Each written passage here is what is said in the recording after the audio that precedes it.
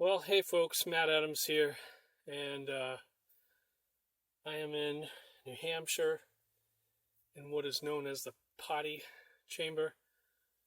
And I was here 3 years ago in July of 2017. It is now May of 2020. As you can see on the other side, there is a collapse in this chamber. I would still call it a partial collapse.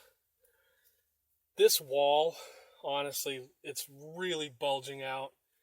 I'm surprised it hasn't fallen in yet. These walls are supposed to be slanted, and the capstone's on top and the earth that all puts weight on the stones and keeps these walls in place. But with the collapse back there, this wall especially is really starting to degrade and start to bow in, and it's definitely not as straight as this wall. And I was here, like I said, 3 years ago, and it was not in this bad a condition. In fact, if I remember right, 3 years ago, it was even possible to get past this collapse. Mosquito. It was possible to get past the collapse and probably go into the chamber deeper. Now, I didn't do that back then. I had my kids with me. I didn't want them to follow me in here and then want to go all the way back and then have something bad happen. Those are just the choices you make as a parent, right? So anyway, here I am 3 years later, and I now can't even get that far.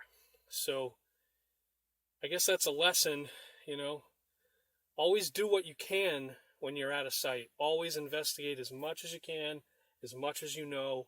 Go as far as you can go, because someday something's going to happen where you're not going to be able to investigate that anymore. This, I don't think, is in any danger of being, destroyed, as in built upon or whatever. This land has been here like this for quite a long time, and I don't think it would be sold or anything in the near future. This land has been vacant for quite a while, decades, multiple decades. So that's not in any danger, but obviously it has collapsed, and it is in more danger of a full collapse. Okay, so let that be a lesson to you. Again, do everything you can do when you can do it. Go as far as you can go whenever you're there. Some of the sites that I've been to, just while I'm on the topic, some of the sites that I've been to, there were investigation techniques that I learned later. Even this is one of the first ones I went to. Didn't know how to do sun alignments back then. Certainly wasn't looking for the Milky Way like I am now. But the sites that I need to get back to get those kind of readings, some of them are in Pennsylvania, and I live in Massachusetts, and they're far away, and it's a lot to get there. So always, always, always do as much as you can do when you're there the first time. If you need to go back, I wish I went back like the day after I was here with my kids. I would have went alone by myself, and I would have got further in and seen the rest of this chamber, So it's disappointing. And there's nobody stepping up to do the work to either prevent things like this from happening, and there's no one to restore them. Okay, so if I wanted, and I do, I would love to get a team here and say, all right, look, this is what we got to do. Shore up the stones here, and do we need to push this side back? Is it collapsing? Can we push this wall back? Is that even possible? What restoration work can we do? There's nobody doing that. There's no chamber restoration team,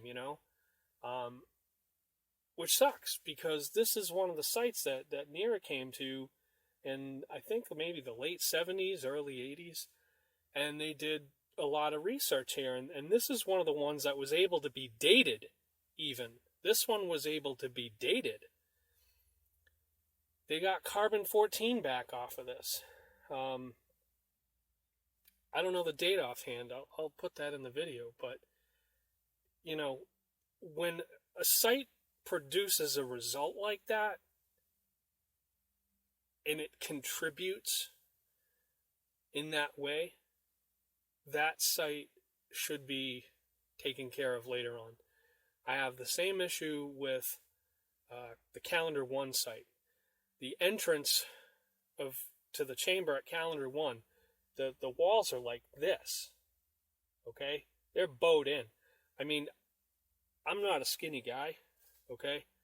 But compared to the photos that I saw of it in the like late 70s, early 80s, again, I would have walked straight in. But when I was there, the walls are bowed out like this. I've got to suck it in, and I've still got to squish through. And if anything happened, if that wall collapsed while I was in there, I'm dead. Or I'm in like serious trouble, because that's a mile in. At least a mile in. You know, you try getting some paramedic or fire department there, or anybody to, you know, come help me out of that. That's a dangerous thing. My point being, we desperately need to protect these sites at all costs. At all costs. Protect not only from being completely destroyed, but from natural erosion, natural, just time taking its toll on the structure itself. So that's unfortunate. And who knows what happened behind that? Who knows if, maybe this is just a big pile of dirt. Maybe there's part of the chamber back there. But who knows? Maybe that whole back part of the chamber collapsed in on itself. I can't even tell. I don't know. I'm going to stop ranting, but I just think it's super important that we do whatever we can. So I'm going to talk to the owner. I've met the owner of this place before. I'm going to talk to the owner about maybe putting something over the top here to prevent at least like rain and snow, dirt, leaves, all of that stuff from coming in on top of it. So without a team, without a stonemason or a team of stonemasons, it's going to take a lot of work. And unfortunately, there's no one with the drive to get this fixed. And that's it. I'm being buzzed. I'm probably getting out of here. Larry, I'm in a stone chamber in New Hampshire. Yeah, can you hear me? What? I'm in a stone chamber in New Hampshire.